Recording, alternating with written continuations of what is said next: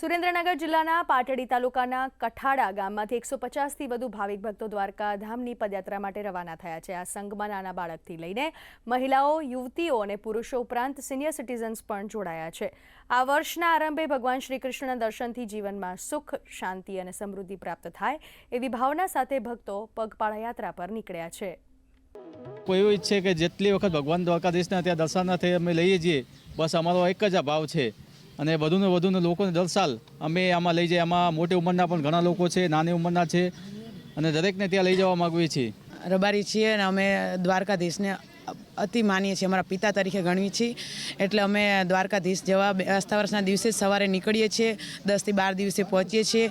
અમારી બધાની એક ભાવના છે અને એટલે અમે ઓછામાં ઓછું દિલ્હીનું 45 જેટલું કે 46 જેટલું કાપીએ છીએ, ધીરે ધીરે હાલીએ છીએ અને અમને સંઘમાં બહુ જ અતિ મેનેજમેન્ટ, વાતાવરણ બધું બહુ ગમે છે અને અમને હાલવાની પણ બહુ મજા આવે છે। સાથ સહકાર, પ્રેમ ભાવથી કેમ સમય વીતી જાય ખબર પડતી નહીં, હા કેમ હાલી જવાય આટલા કિલોમીટર એ બી ખબર પડતી નહીં। બસ દ્વારકા પ્રત્યેની જે અખંડ શ્રદ્ધા છે, જે જગતનો ગુરુ કહેવાય અને અમારા જે ભગવાન અમારો કહેવાય, બસ તેની શ્રદ્ધાથી અમે હાલીએ છીએ।